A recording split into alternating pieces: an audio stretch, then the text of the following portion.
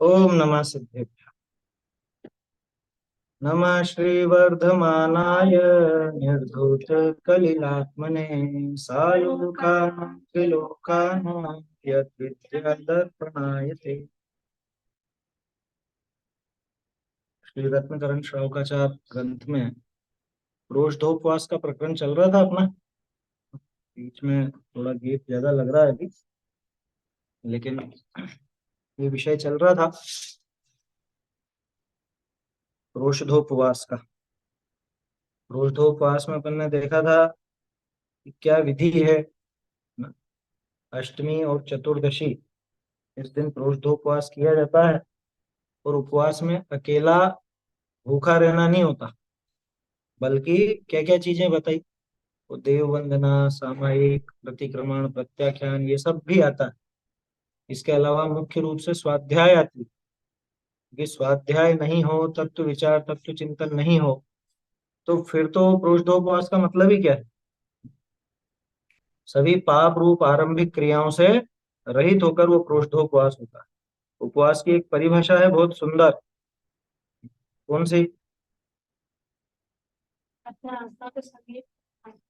कषाय विषयाहारो त्यागो यत्र विधीयते उपवास स विज्ञेय शेषम लंघनकम विदु। ये याद रखना है परिभाषा। क्या? शेष को लंघन कहा जाता है।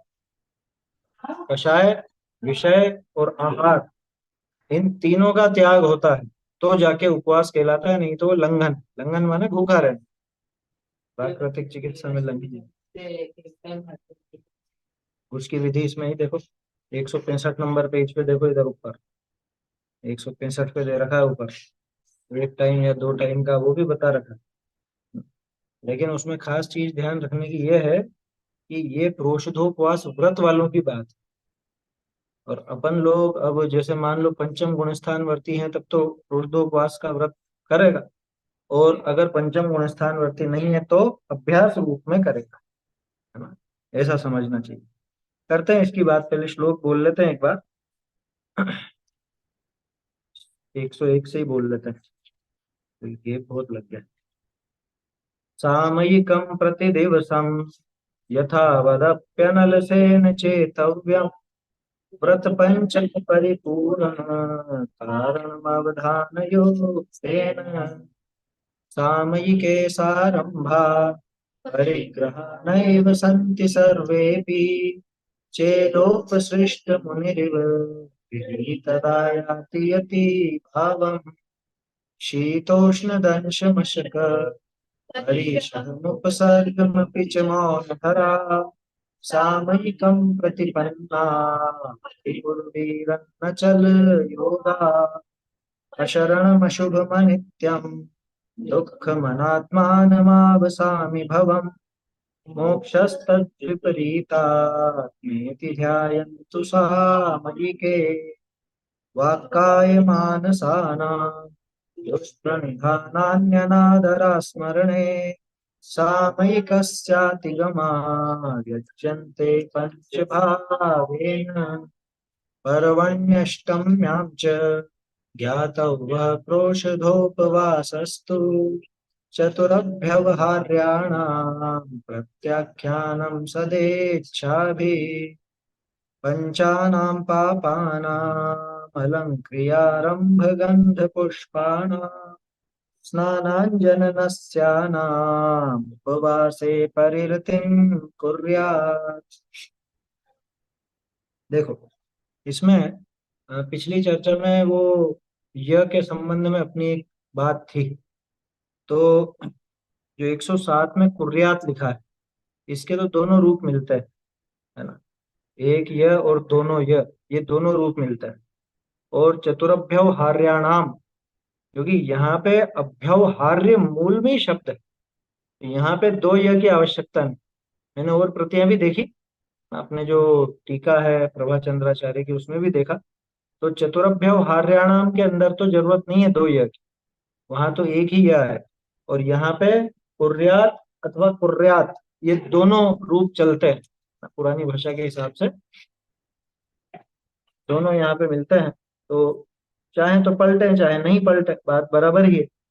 क्योंकि पुराने प्रतिलिपिकार ये डबल य लिखते थे, और कहीं कहीं पे संधि में र और य का ऐसा हो जाता था, जहाँ रेट लगता है वहां य में किसी किसी जगह पे डबल भी आ जाता है। ठीक है ना, ऐसा समझना चाहिए। चलिए, अपन 106 नंबर के श्लोक पर चर्चा हो चुकी थी अब, और मेरे ख्याल से 107 नंबर का जो श्लोक था, इसका सिर्फ सामान्य अर्थ अपन ने देखा था, है ना। सामान्य अर्थ देखा था, अर्थ और भावार्थ नहीं पढ़ा। 106 में जो ऊपर स्वामी कार्तिकेय और अमित गति श्रावकाचार्य, ये दो बातें आई, दोनों आचार्यों के यहाँ पर कथन आए। मुझे समय नहीं मिला, नहीं तो अपन ये भी देखते कि कौन सी गाथाएं थी, मूल से वहीं से देखते। आज थोड़ा समय रहेगा तो मैं निकालूंगा, उसमें से देखेंगे। अभी देखने बैठेंगे तो समय थोड़ा ज्यादा लग जाएगा, अभी ढूंढेंगे। तो स्वामी कार्तिकेय ने भी बताया और अमित गति श्रावकाचार्य में भी, दोनों बातें। मतलब एक चीज तो ये आ गई कि प्रोषधोपवास में अकेला कि भूखा ही रहना पूरी तरह से ये जरूरी नहीं है। हाँ, वो उत्कृष्ट है। पूरी तरह से आहार का त्याग, आहार का त्याग माने चार प्रकार के आहार। चार प्रकार के आहार कौन से?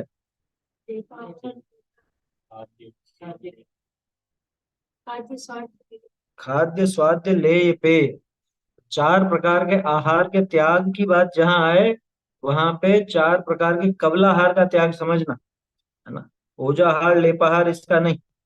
क्योंकि जब चार प्रकार का आहार छोड़ा जाता है तो आप ओजाहार छोड़ नहीं सकते। ओजाहार तो अपने आप मिलता है अपने, है ना। उसको छोड़ ही नहीं सकते, चाह के भी नहीं छोड़ सकते। मंसाहार भी कोई देव नहीं छोड़ सकता। होगा जरा सा विकल्प हुआ और कंठ से अमृत झर जाए। ठीक है।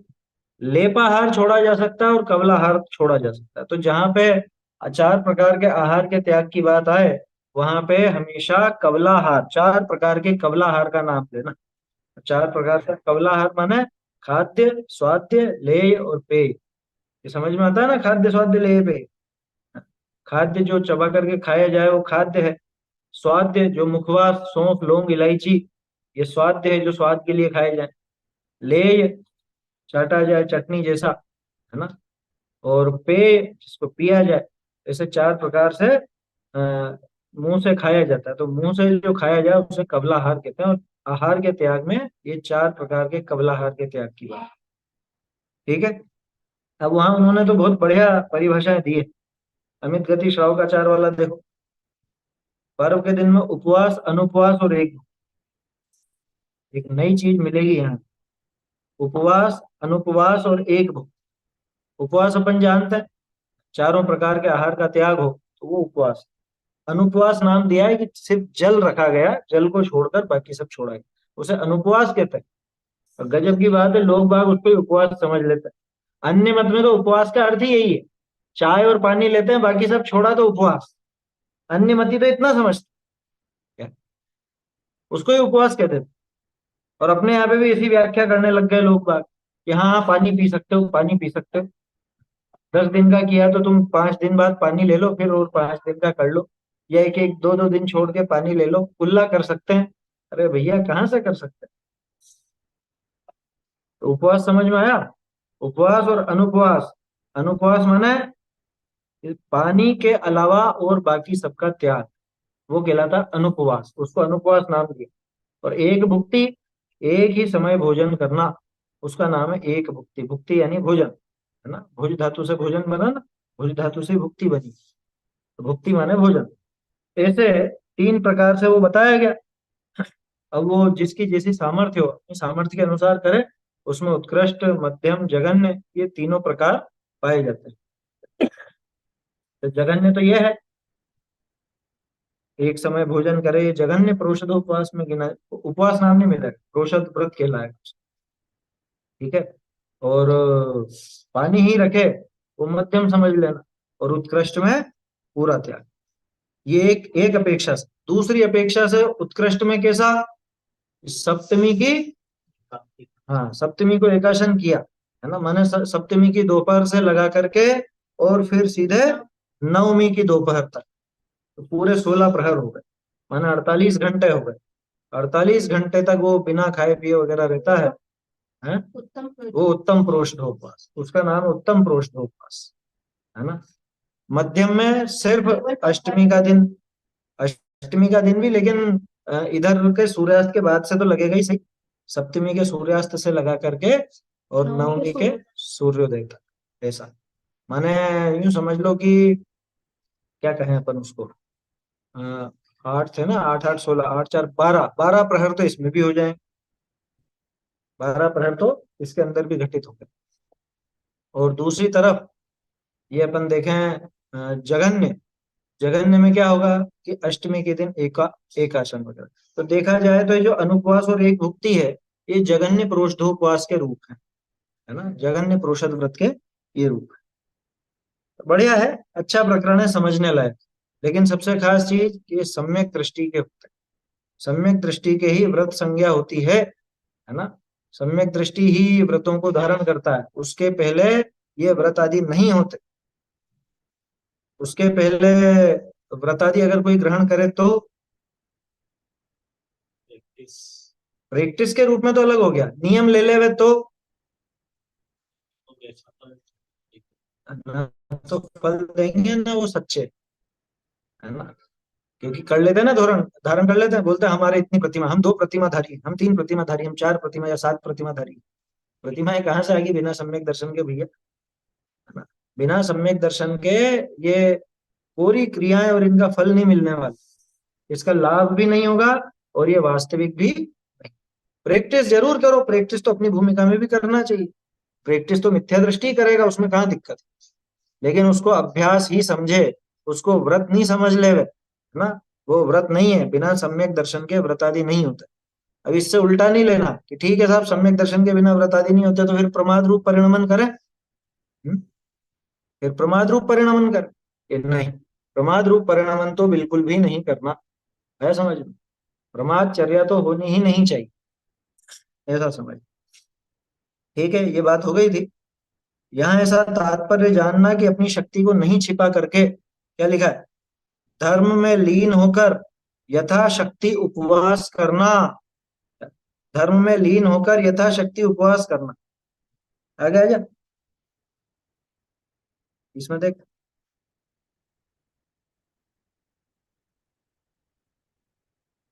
यथाशक्ति उपवास करना यानी उपवास आदि धारण करना। आगे चौथी प्रोषद प्रतिमा कहेंगे, ये अंतर है दोनों में, ये खास चीज समझने की तुम्हारे। क्या, देखो, अपन ने देखा कि व्रत प्रतिमा दूसरी प्रतिमा है ना। कितनी होती प्रतिमा है, 11 प्रतिमा, शाबाश। 11 प्रतिमा में दूसरी प्रतिमा कौन सी, व्रत प्रतिमा। अब व्रत प्रतिमा के अंदर ये सब चीजें हैं, 4 शिक्षा व्रत भी आते हैं, 4 शिक्षा व्रत भी इसके अंदर आते हैं।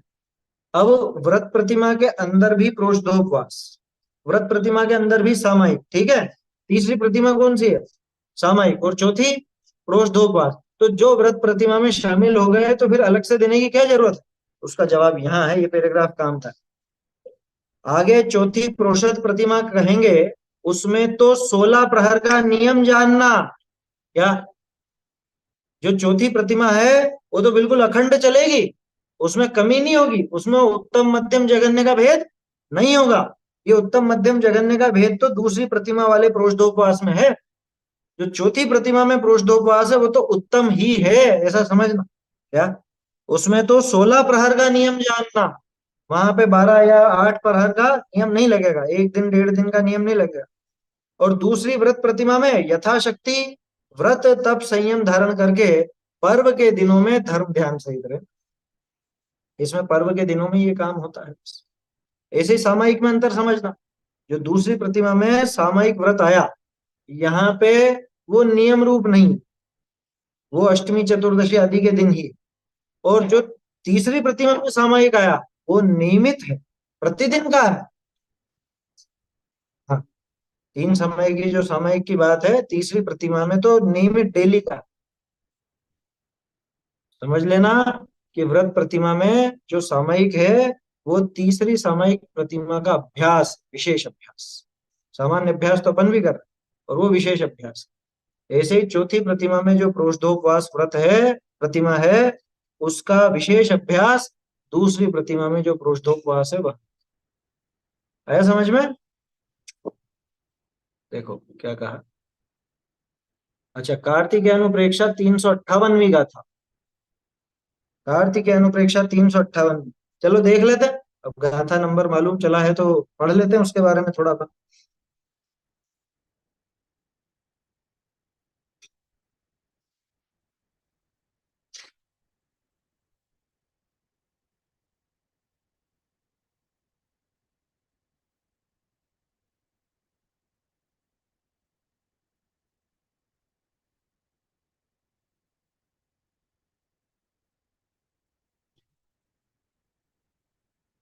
हम्म।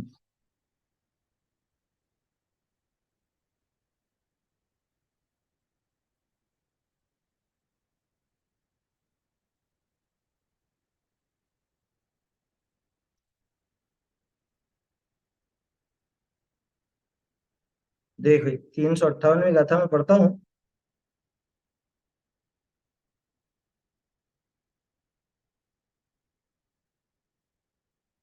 णाण विलेवण भूषण इत्थि संसर्ग गंध धूप दीवादी जो परिहरे दिनानि वैरगाभरण भूषणम किच्चा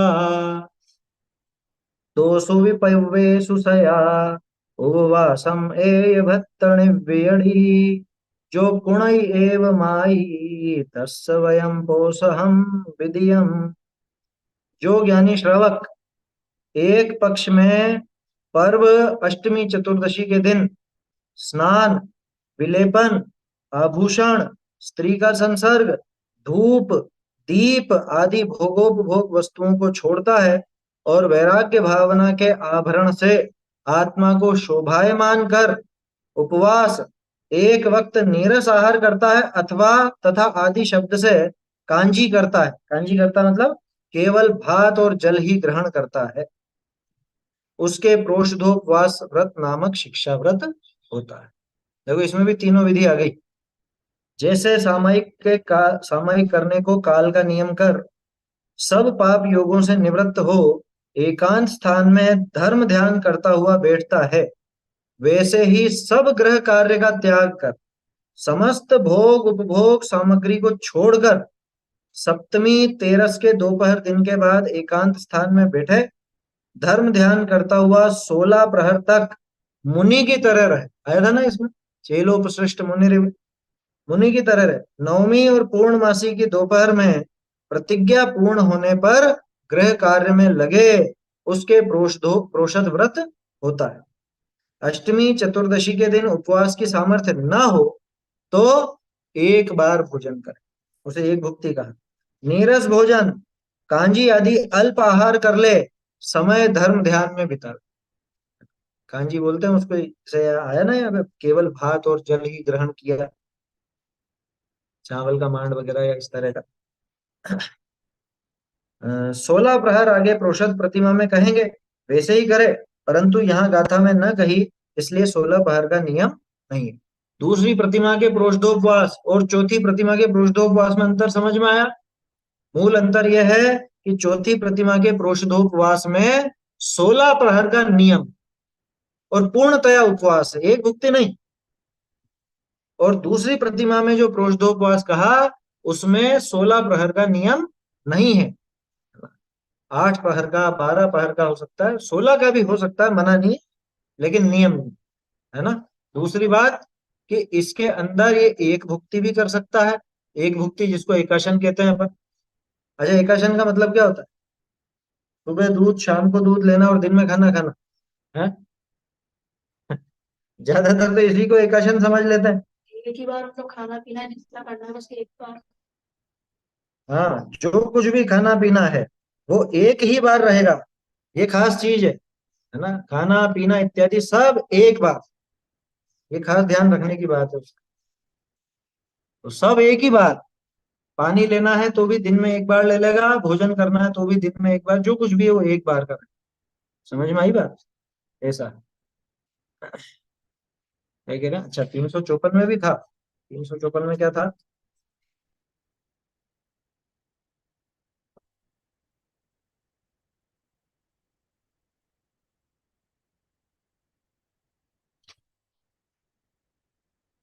देखो 354।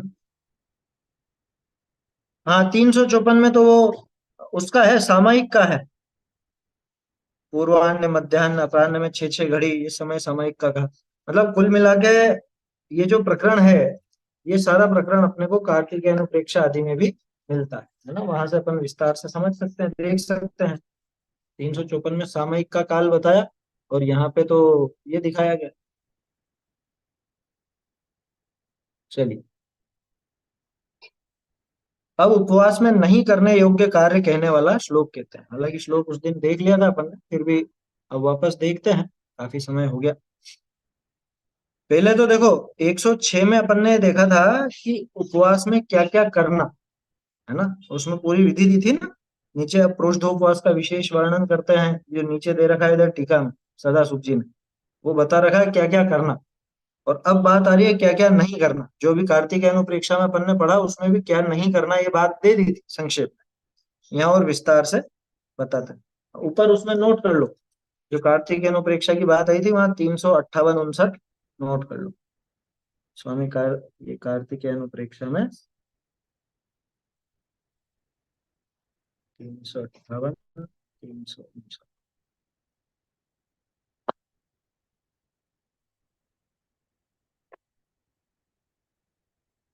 अब उपवास में नहीं करने योग्य कार्य कहने वाला श्लोक कहते हैं। पंचानाम पापानां मलं क्रियारंभ गंध पुष्पाणाम् स्नानाञ्जननस्यानाम् उपवासे परिहृतिं कुर्यात्। पंचानां पापानां मलं क्रियारंभ गंध पुष्पाणाम् स्नानाञ्जननस्यानाम् उपवासे परिहृतिं कुर्यात्। देखो, पंचानाम पापानाम, ठीक है ना, 5 पापों का। अलंक्रिया, अलंक्रिया किसको बोलते हैं? अलंकार बोलते हैं सजाने। अलंकरण बोलते हैं। अलंकरण माने किसी को सजाना। अलंक्रिया माने सजाने की क्रिया। अब किसको सजाने की क्रिया? शरीर को। शरीर को सुशोभित करने की जो क्रिया है, उसको अलंक्रिया कहा जाता है। ठीक है। अलंक्रिया आरंभ, और दुनिया भर के जो भी आरंभ है, अपनी आरंभिक क्रियाएं, वो सब आरंभ भी। और गंध, खुशबूदार चीजें। दुर्गंध की बात क्यों नहीं? ये दुर्गंध को कौन लगाता लगाएगा या काम करेगा तो सुगंध के करेगा? क्रीम, पाउडर, परफ्यूम है, साबुन आएगा कि नहीं इसमें? सब आ जाएगा। चाहे वो साबुन हो, चाहे वो कोई परफ्यूम हो, इत्र हो, पाउडर हो, और जो भी समझ लेना आपके हिसाब से, वो सब गंध। और पुष्पाणा, पुष्पों का, फूलों का। खैर अब तो फूलों का सीधा प्रयोग तो बहुत कम हो गया, फिर भी बहुत लोग करते हैं। फूल सूंघने की आदत रहती है बहुत सौ की। फूल रखते हैं, रोज फूल मंगाते हैं, फूल सूंघते रहते हैं दिन भर। ये सब, इससे इससे मूड फ्रेश हो जाता है, क्या बोलता है? हाँ? तो वो जमाना गया, तो समझ लो रूम फ्रेशनर, एयर फ्रेशनर, गाड़ी में फ्रेशनर, और जाने क्या क्या, जो सबसे गंदी चीजों से बना हो, और उसको नाम देते हैं फ्रेशनर। है समझ में? कितने हिंसक सामग्री है। और वो हिंसक सामग्री होने पर भी लोग उनका इस्तेमाल करते हुए झिझकते नहीं। और क्या कह रहे हैं? स्नान, स्नान, अंजन। अंजन माने काजल। अंजन माने मंजन नहीं होता, मंजन अलग चीज। अंजन माने तो काजल। काजल वगैरह, तो काजल जैसे ही और भी समझ लेना। ठीक है ना।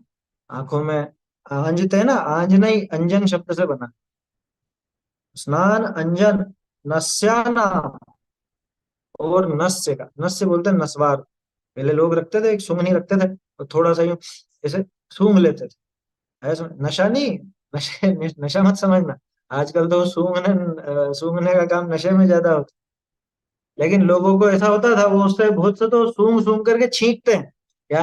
ये नाक साफ हो जाए, उसमें अच्छा लगता है उनको, पता नहीं क्या ऐसा शौक रहता है। तो नस से उसको बोलते हैं। क्या कह रहे हैं इन सब का क्या? षष्ठी का प्रयोग है ना ऊपर से लेके यहां तक। इन सब का उपवासे परिरतिम कुर्यात, दिख रहा है? उपवासे माने उपवास में, परिरतिम, परिरतिम यानी परिहार, परिरतिम कुर्यात यानी कि परिहार करना चाहिए। हाँ हो सकता है वो अरोमा थेरेपी हो। अरोमा थेरेपी में तो फूलों का और इनका आता है ज्यादा, लेकिन सूंघने का ही अरोमा थेरेपी। अरोमा यानी सुगंध, खुशबू। तो ऐसी एक चिकित्सा चलती है, खुशबू वगैरह सुंघा करके भी इलाज करते हैं। तो अब क्या पता वो उसके अंदर ही ऐसी थेरेपी होती हो या कुछ होता हो, वो नशे वगैरह इसलिए लेते हो पुराने लोग। अपन नहीं कह सकते, क्योंकि अब तो ऐसे लोग भी नहीं दिखते। पुराने जमाने के लोग रखते थे। तो यहाँ तो कह रहे हैं कि उपवास में इन सब का परिहार करो भैया, है ना? किस किस का? नहाने का है या नहीं? नहाएगा या नहीं नहाएगा उपवास में? नहीं नहाएगा? क्यों नहीं नहाएगा? क्यों नहीं नहाएगा?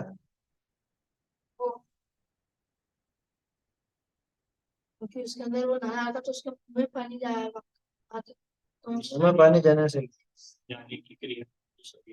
शरीर को सजाने की क्रिया, ये भी एक तर्क है। और भाई आरंभिक क्रिया है सबसे सीधी बात। यहाँ शुरू में आरंभ का त्याग कहा ना, आरंभ परिग्रह का त्याग करना। और शरीर को नहलाना वगैरह ये सब क्या है? ये भी आरंभिक क्रिया है। हाँ वो मल मूत्र आदि का त्याग तो करेगा, और उस हिसाब से शुद्धि तो रखेगा। नहीं, ऐसा नहीं है। ऐसी डेढ़ होशियारी नहीं लगानी, पहले नहा ले धो ले और उसके बाद प्रतिज्ञा ले। प्रतिज्ञा ले तो तिथि तो निकल गई, अब क्या प्रतिज्ञा ले? वो तो प्रतिज्ञा पहले से होती है। आया समझ? ऐसी चतुराई नहीं रखनी ज्यादा, फालतू की बात है। यहाँ तो दे रखा है ना, आचार्य ने कह रखा है सीधे सीधे। यहाँ कोई मिलावट है क्या? ये अपन ने अलग अलग जगह से प्रकाशित प्रतियां भी देखी हैं। प्रभा चंद्राचार्य की टीका में भी है, स्नान, स्नान का त्याग होता है।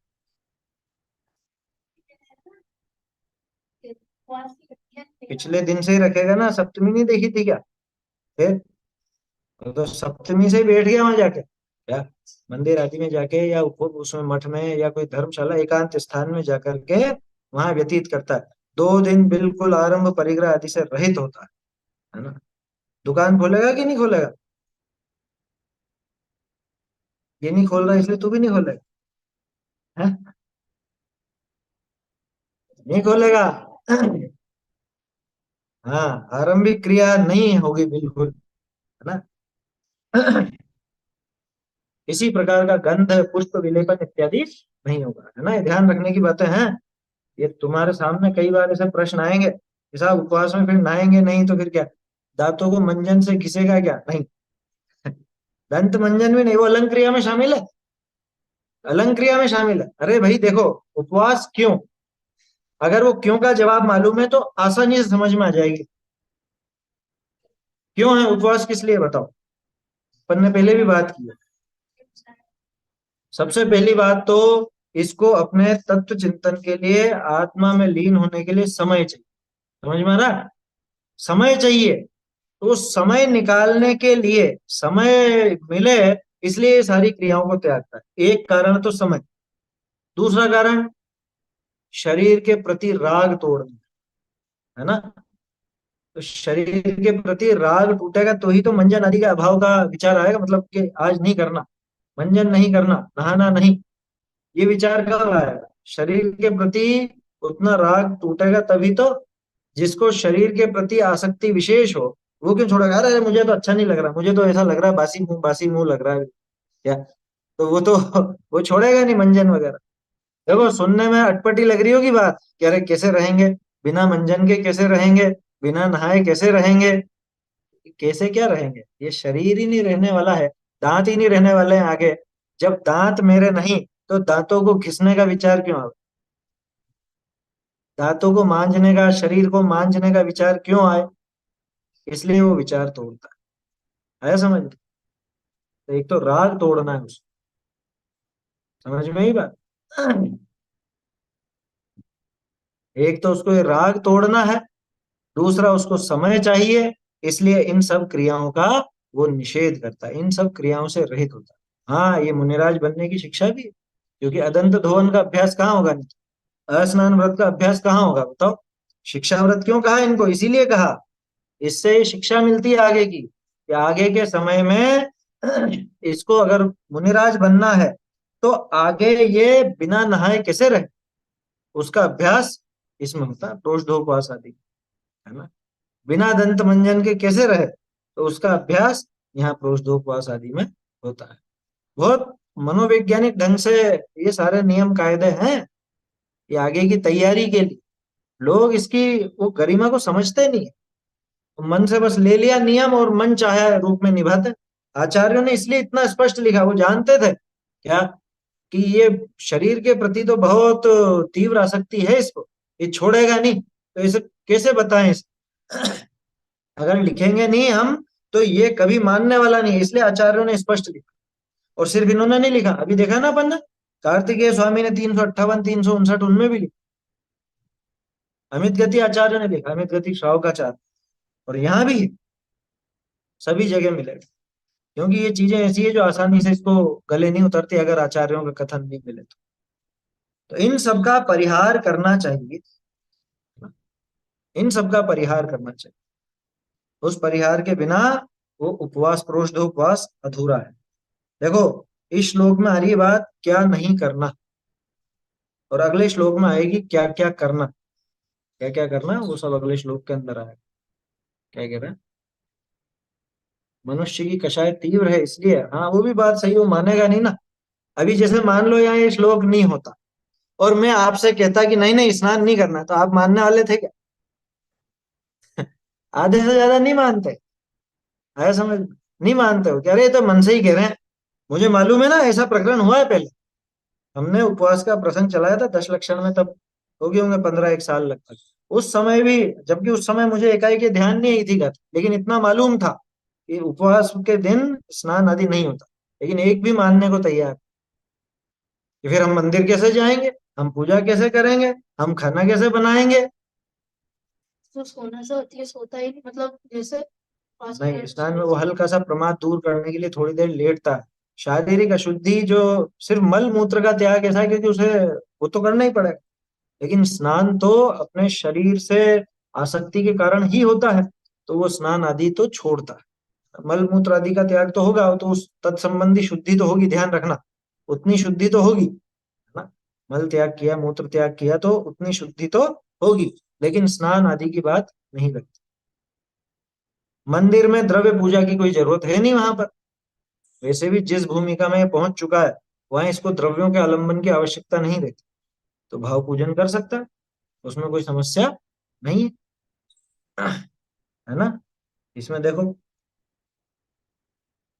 देखो, तो यहाँ ये समझने की बातें हैं, अगर आचार्य देव नहीं होते, नहीं लिखते ये बातें, तो कोई, क्या कहूं अभी, किसी की भी नहीं मानने वाले थे, किसी की नहीं मानने वाले थे, अगर आचार्य देव नहीं लिखते ना तो कोई मानने वाला नहीं। चलिए इसका अर्थ और भावार्थ अपन पढ़ते हैं,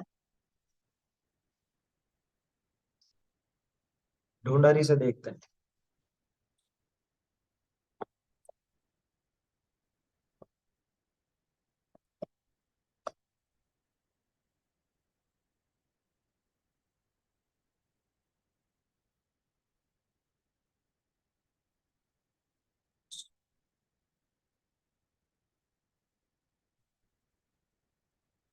हम्म।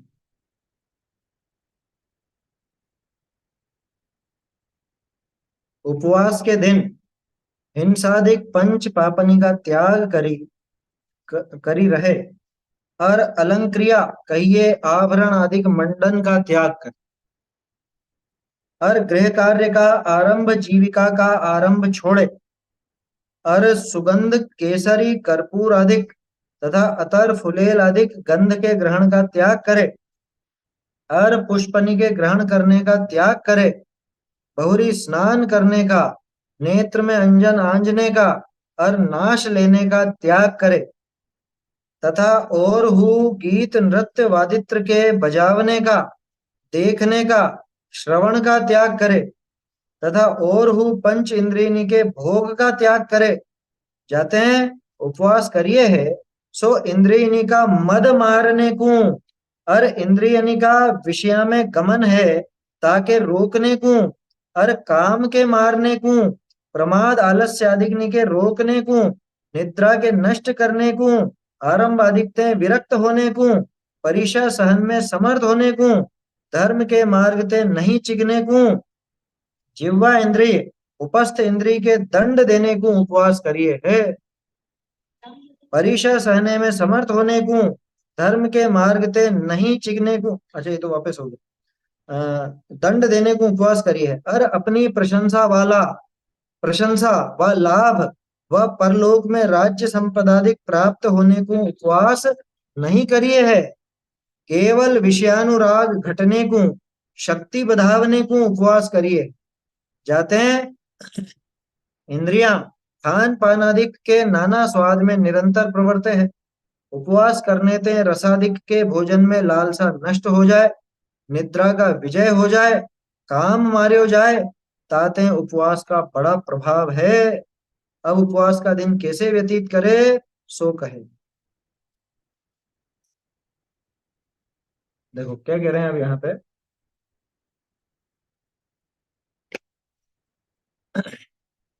उपवास के दिन हिंसादि पांचों पापों का त्याग करना चाहिए। दो एक चीजें छूट गई है यहाँ पे, ये भी नोट करते हैं अपन। बोलिए। वही था कि यहाँ पे केवल प्रशंसा आया था ना, वहां पे केवल हम्म। प्रशंसा नहीं है, नीचे अपना विषयानुराग हटा बोल्ड में लिखा है, अपना विषयानुराग हटाने के लिए, तो वहां पे केवल आया था, वो शायद हम्म। गलती से ऊपर लिख दिया गया है भंडारी ने। हाँ। हाँ वो थोड़ा आगे पीछे हो गया होगा भाषा की वजह से। देखो, उपवास के दिन हिंसादि पांचों पापों का त्याग करना चाहिए। अब जैसे स्नान आदि की बात आई थी, या ये अलंक्रिया की बात आई, इनकी आई, तो इसमें पांचों पाप हैं या नहीं, ये विचार करना सबसे पहले, है ना। पांच पाप कौन कौन से हैं? पाप कितने होते हैं?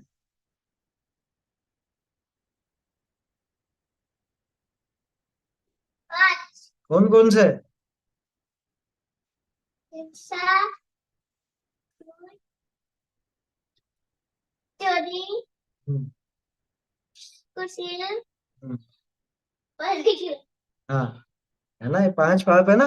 तो पांच पाप का त्याग करना चाहिए। अलंक्रिया अर्थात आभरण आदि से सजने का त्याग कर, ये पहले भी चर्चा आई थी, सामायिक के समय भी सारे आभूषण आदि खोल करके, आभूषण आदि का त्याग करके सामायिक करने बैठता है वो। ठीक है, सी प्रोष्ठोपवास में तो उतने एक दिन दो दिन जो भी उसका वो नियम है, सब आभूषण वगैरह छोड़ेगा, आभूषण नहीं पहनेगा। आभूषण का त्याग करके प्रोष्ठोपवास होता है, ध्यान रखना। और दश लक्षण आदि में तो देखा जाता है, सारे आभूषण पहले पहनेंगे फिर उपवास करें। ऐसे ऐसे देखते हैं, बहुत सी महिलाओं को रहता है ऐसा शौक। नई साड़ी निकाली जाएगी, हैं, और वो जितने भी आभूषण है, सासू अपने सारे आभूषण पहना देगी, ये भी पहन ले, ये भी पहन ले, ये भी पहन ले। क्यों? कि दूसरों को दिखना चाहिए कि आज उपवास। भरत जी की पत्नियां, भरत चक्रवर्ती की पत्नियों का सुना है? सुना? कैसी बैठती थी पर्व के दिनों में अष्टानिका में? जैसे आर्यिकाओं का संग बैठा। क्या लिखा भरतेश वैभव? ऐसी लगती थी जाने आर्यिकाओं का संग बैठा हुआ। माने कि कोई आभूषण नहीं, कुछ नहीं, कोई नए कपड़े नहीं। समझ में आ रही है बात? किसकी बात कर रहे हैं? हाँ, वो रानिया, वो पर्व के दिनों में, आगे सरक जा, आगे दिखेगा अच्छे से, और सरक। है। हाँ, क्या कहते थे वो, कि कंगली थी क्या? है, कुछ था नहीं क्या उनके पास? कि अरे, 6 खंड का वैभव जिस चक्रवर्ती के पास हो, उसकी रानियों के पास क्या नहीं हो। लेकिन अष्टानिका के दिनों में, पर्व के दिनों में ऐसी बैठती, ऐसे रहती जैसे आर्यिका है। आर्यिका माता जी का संग बैठा। और सही कह रहा हो बिल्कुल, यहाँ दश लक्षण में तो लोकर खुल जाते हैं सब। पर्व के दिनों में विशेष लोकर खुल जाते हैं कि सब आभूषण निकाल करके लाओ, मंदिर में जाएंगे, सब लोग आएंगे भी तो समाज के, हैं? बरसाती मेंढक खूब आते हैं ना, सिर्फ बारिश बारिश बारिश में आएंगे वो 10 लक्षण में तो सारे ही आएंगे। जो कभी साल भर में दर्शन करने भी नहीं आता, वो भी 10 लक्षण में सब धर्मात्मा बन जाता है। तो सबको दिखाना तो है ही सही। अरे ये दिखाने दिखाने में ये खुद का बुरा कर। तो आभूषण आदि का त्याग करना, आभरण आदि से सजने का त्याग करना, है ना, ये साज सज्जा सजावट छोड़ देना। और जो भी एक्स्ट्रा चीजें हैं आज के जमाने की, है, ये हमारी तो स्मार्ट वॉच है या फिटनेस बैंड है और ये है, और सब छोड़ छाड़ देना है, कोई दम नहीं। इनसे सजने का त्याग करना, तथा गृह कार्य का आरंभ, वो खाना बनाएगी कि नहीं बनाएगी उपवास है? बच्चों का खाना नहीं बनाएगी? कि जो खुद नहीं खावे वो दूसरों का कैसे बना। गृह कार्य का आरंभ, जीविका का आरंभ, फिर व्यापार होगा कि नहीं उस दिन? हाँ? देखो, बनती कोशिश तो हम लोगों को भी ये उपाय करना चाहिए कि जो अष्टानिका या समझ लीजिए 10 लक्षण है या अपने अष्टमी चतुर्दशी है, तो उस दिन उन दिनों में अपने को व्यापार आदि से बचने का उपाय करना चाहिए। कोशिश ऐसी रहनी चाहिए कि उस दिन व्यापार बंद, छुट्टी। मत रखो संडे की, मत रखो व्यापार संघ के हिसाब से, अष्टमी चतुर्दशी की रख लो। भाई हफ्ते में एक दिन करनी है ना, हफ्ते में एक दिन हो जाएगी अपने आप अष्टमी चतुर्दशी। समझ में ही बात। तो लेकिन कोई मानने वाला थोड़ी ना। गुरुदेव के समय में लोग ऐसे होते थे, 10 लक्षण के पहले घांची होता था, घांची, घांची समझते हो? घांची माने तेली, तेल निकालने वाला, जो घानी चलाता था। तो वो जो बड़े सेठ होते थे गुरुदेव के, मतलब जब गुरुदेव छोटे थे तब की बताते हैं वो, जो बड़े बड़े सेठ होते थे, वो पर्व के दिनों में इधर इनके जो पर्यूषण वगैरह आते थे, श्वेतांबरों की बात कर रहा हूँ, अपने तो 10 लक्षण, उनके पर्यूषण आते थे, तो वो जाकर के उसको कुछ सामग्री देते थे, तेली को, है ना, वो घानी चलाने वाले को। और जो भी व्यापारी वहां इस तरह के होते थे, उनको कहते हैं भैया 8-10 दिन तुम धंधा बंद रखना। तो धंधा बंद रखेगा, क्यों रखेगा, उसकी तो कमाई मारी जाएगी। तो उसको पहले से उसकी कमाई जितना द्रव्य पहले दे देते थे बड़े बड़े सेठ, कि कोई व्यापार आदि नहीं करे। आया समझ?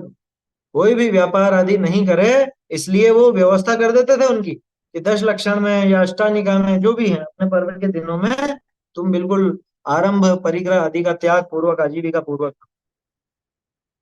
तो इतनी तो लोगों को दूसरों के प्रति भावना होती थी, तो अपने को इतना तो कर ही लेना चाहिए। अष्टमी चतुर्दशी के दिन बनती कोशिश, पांचों प्रकार के पापों से, आरंभिक क्रियाओं से, आजीविका से, इन सबसे इनको छोड़ देना चाहिए। सुगंध, केसर, कपूर इत्यादि, कि साहब साबुन नहीं लगा, मैं कपूर तो लगा ले, हैं? ये साबुन तो चलो हिंसक है, कपूर तो नहीं है ना, इसी हिंसक तो कपूर लगा ले। अरे भाई सिर्फ हिंसा का त्याग नहीं है, शरीर के प्रति राग का भी त्याग कर, है ना, शरीर के प्रति राग भी तो छोड़ना है ना। तो हिंसा तो नहीं करेगा, लेकिन रागात्मक वस्तुओं का, जिनसे राग बढ़ता हो ऐसी वस्तुओं का प्रयोग भी नहीं करता। तो कपूर इत्यादि का, केसर का, इत्र फुलेल आदि। अच्छा, ये अभी जो आजकल बनती है ये तो बहुत हिंसक, पहले बनती थी वो, पहले के लिए ऐसा लिखा था, पहले श्लोक आया था ना, एक पवित्र अंग राग, भोगो भोग परिमाण में आया था, पवित्रांग राग कुसुमेशु, है ना? तो जो बिल्कुल रसुक हो या जिनमें कोई ऐसी दिक्कत नहीं हो उनकी बात है। जो बहुत हिंसक हैं उनका तो काम में लेना ही बेकार है, वो तो काम में लेनी ही नहीं चाहिए। सुगंध, केसर, कपूर आदि, इत्र फुलेल आदि, इसके साथ में इत्र फुलेल आदि, गंध, गंध भी लिखना है, गंध शब्द छूट गया है, गंध आएगा। इत्र फुलेल आदि गंध के ग्रहण करने का त्याग करना चाहिए, इनके ग्रहण करने का त्याग करना चाहिए। यहाँ पे एक छोटी सी लाइन जुड़ेगी चाहिए के बाद, और पुष्पों के ग्रहण करने का त्याग करे, और पुष्पों के ग्रहण करने का त्याग करे, तथा, और पुष्पों के ग्रहण करने का त्याग करे, तथा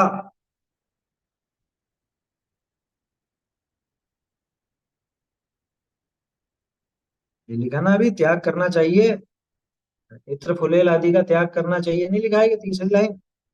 चाहिए के बाद लिखो, और पुष्पों के ग्रहण करने का त्याग करे तथा, ठीक है ना।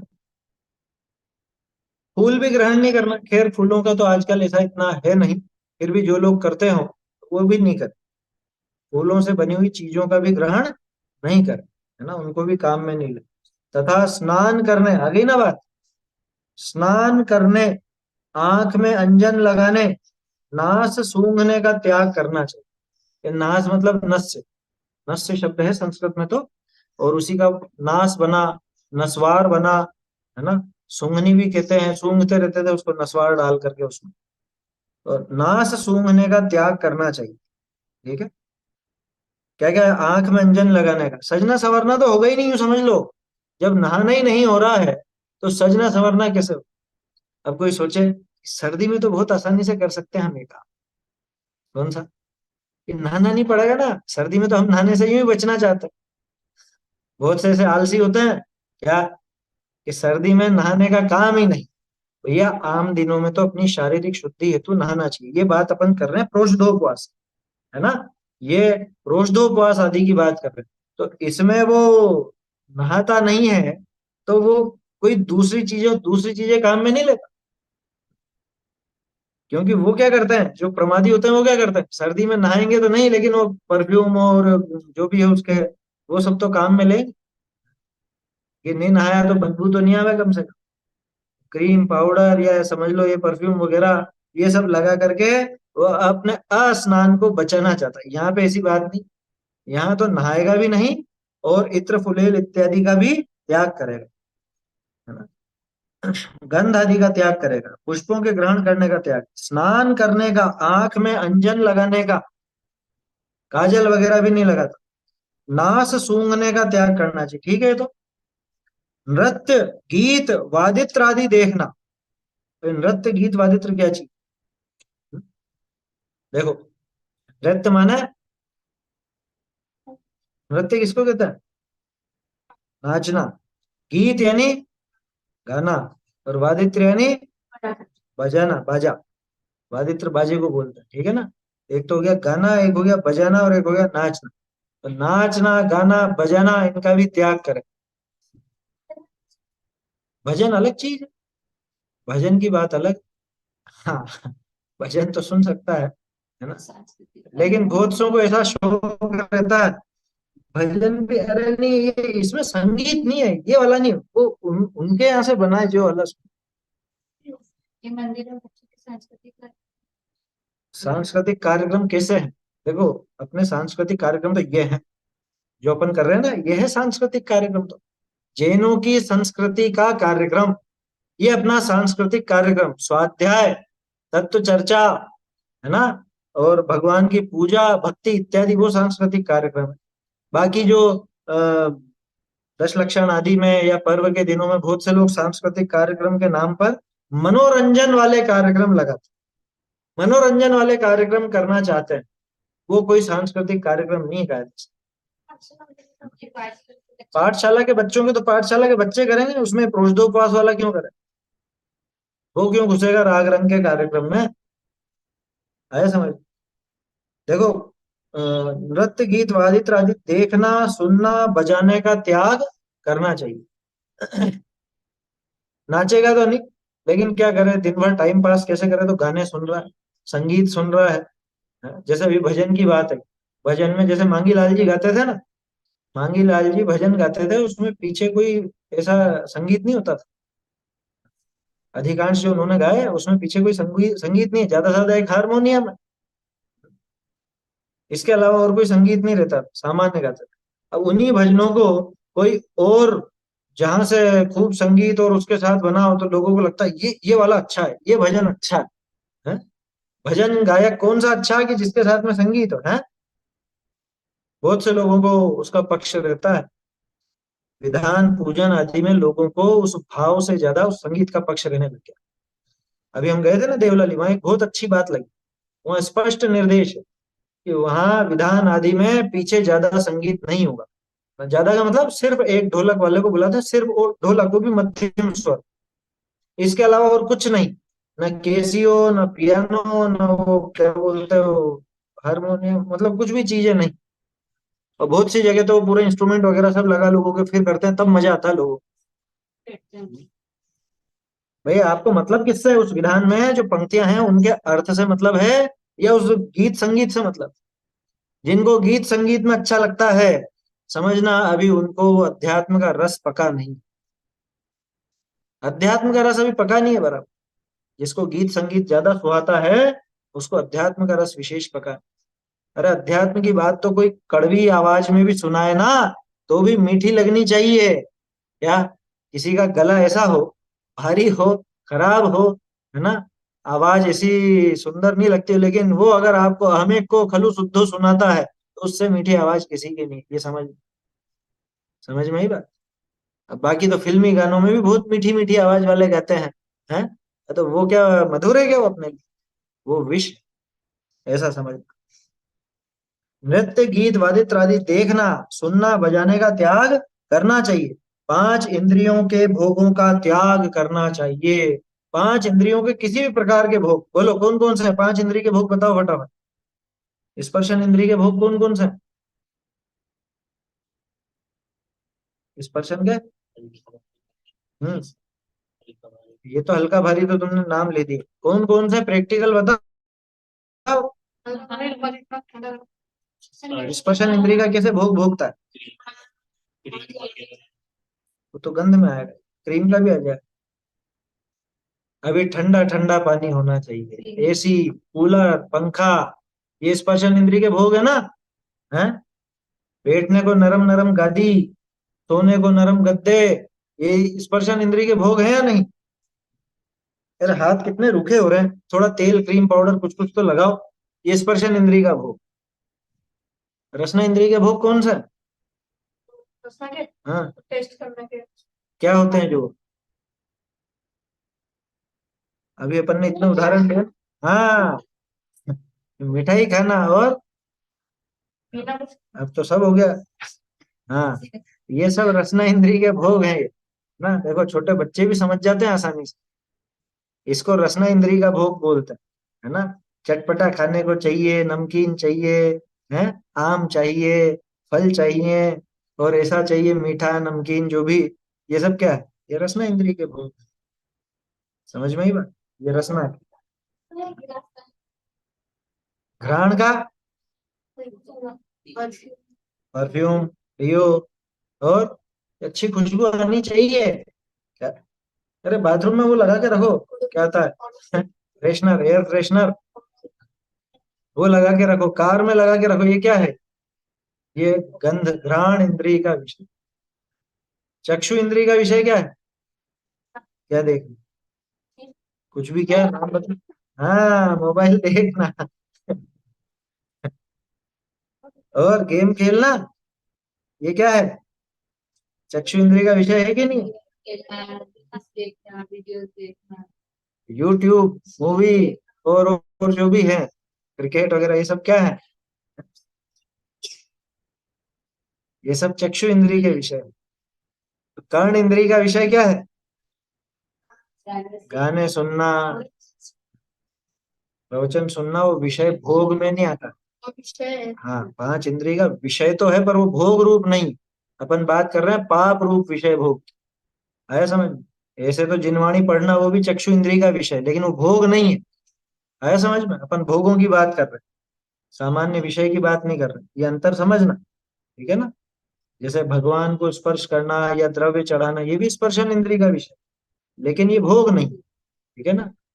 ऐसे ही और भी बातें हैं, तो इन सब का त्याग होता है। पांच इंद्रियों के भोगों का त्याग करना चाहिए प्रोष्ठोपवास के दिन। पांचों इंद्रिय के भोगों का त्याग किया जाता है। और देखो क्या कह रहे हैं। उपवास का प्रयोजन बहुत बढ़िया है। ये पढ़ने लायक, याद रखने लायक। कोई भी पूछे भाई उपवास करते क्यों, प्रोष्ठोपवास का प्रयोजन क्या है, क्या कारण कि हम प्रोष्ठोपवास करें। देखो समय तो हो रहा है अपना अभी, लेकिन ये प्रकरण बहुत बढ़िया है। उपवास इंद्रियों का मद मारने को किया जाता है। हर एक में वो लगा ना, ये किस लिए किया जाता है कि उपवास इंद्रियों के मद मारने को किया जाता है। इंद्रियों का मद मारने का मतलब इंद्रियां जो पुष्ट हो रही हैं और इंद्रियों की आदत ऐसी हो गई कि हमको ये भी चाहिए, ये भी चाहिए, ये भी चाहिए। ये सब बिना पंखे के तो हम बैठ ही नहीं सकते। बिना गद्दे के तो हम सो ही नहीं सकते। हमको तो गर्मी में ठंडा, ठंडे में गर्म चाहिए ही चाहिए। ये इंद्रियों का मद पुष्ट हो रहा है। इंद्रियों का मद मारने के लिए उपवास किया जाता है। एक और चीज, भोजन मिलता है ना, आहार अपन ग्रहण करते हैं तो इंद्रियां पुष्ट होती, और आहार छोड़ा जाए तो इंद्रियों को पोषण नहीं मिलता, है ना। तो इंद्रियों को जो पोषण नहीं मिलता तो अपने आप इंद्रियों का मद मारा जाए, यानी फिर इंद्रियां पीड़ित नहीं करती। देखो, एक चीज ध्यान रखना, तुमको ये बाकी के जितने विषय भोग हैं ये कब सूझेंगे, कब सूझेंगे, मतलब कब तुमको गेम खेलने की इच्छा होगी, कब मोबाइल चलाने की इच्छा होगी, कब और फालतू की बातें करने की इच्छा होगी, कब होगी? जब पेट भरा होगा तब। समझ में ही बात। सबसे पहले तो शरीर को अगर पोषण मिला है तो इंद्रियां पुष्ट होती है और फिर तरह तरह की इच्छाएं पैदा होती। समझ में आ रही है बात। कभी भी देखना, अगर भूख लगी हो तेज, तो उस समय कुछ नहीं सूझता कि मोबाइल देख लें, ये कर लें, वो कर। अरे खाना दे, वो भूख लग रही है इतनी देर से, मूड खराब हो जाता है ना। मूड खराब हो तो कोई विषय भोग सुहाएगा क्या? तो पांचों इंद्रिय के विषय भोगों में प्रवृत्ति इसकी कब होती है कि पेट भरा हुआ हो तब, यानी इंद्रियों को पोषण मिल चुका हो तब। तो उपवास का एक कारण ये भी है कि इंद्रियों को पोषण मत दो, अपने आप पांच इंद्रिय के जो विषय भोग है उनकी तरफ से उपयोग हटे। जरूरी नहीं कि हट जाए, लेकिन एक सामान्य कथन, ठीक है ना। ऐसा परस्पर में निमित्त नैमित्तिक संबंध है। शरीर को पोषण बराबर मिल जाता है तभी इसको और कौतुक सूझते हैं। बंदर अगर पेट भरा हुआ हो तो इधर से उधर खूब छलांगे मारेगा, खूब उधम मचाएगा। लेकिन अगर पेट भरा हुआ नहीं हो तो खाना ढूंढने की ही कोशिश करेगा। समझ में ही बात। पेट भरने की कोशिश में लगे रहते हैं दिन भर। पेट भर जाए उसके बाद खूब मस्ती कर। शरीर अस्वस्थ रहता है तो हाँ, वो तो अलग चीज है अस्वस्थ रहना तो। हाँ, लेकिन ये चला के कर रहा है, ये चला करके पोषण नहीं दे रहा। अपने आप ही शरीर अस्वस्थ है तो तत्व विचार में किसी किसी का उपयोग ना भी लगे। तो अपन तो ऐसी शिक्षा लेते हैं यहाँ से जिनवाणी से कि भाई उसमें सबसे पहले तत्व विचार चलाना। लगाएगा, चला करके लगाएगा, और जब इसकी रुचि बहुत अच्छी हो जाएगी तब तो अपने आप इसका उपयोग लगेगा प्रतिकूलता में भी। प्रतिकूलता में भी तत्व विचार का उपयोग अपने आप लगेगा, लगना चाहिए। तो उसके लिए जरूरी है ये। उपवास इंद्रियों का मद मारने के लिए किया, ये पहली बात। अभी इस पर और चर्चा है, बढ़िया है ये पैराग्राफ, बहुत काम का है तो तुम लोगों को खास समझने का। क्योंकि उपवास क्यों किया जाता मालूम तो पड़े। ये लोग बाग कर रहे हैं इसलिए, हमारे बाप दादा करते थे इसलिए, ये सासू जी करती थी तो बहू ने भी सीख लिया है, वो भी करने लग गई देखा देख। या इसने करी है, जेठानी ने करा तो देरानी कैसे पीछे रहा? बोलो। इस पर कल और करेंगे चर्चा अपन, अभी तो समय हो गया। पंचानां पापानां फलं क्रियारंभ गंध पुष्पाणां स्नानाञ्जननस्यानाम् उपवासे परिरतिं कुर्यात्।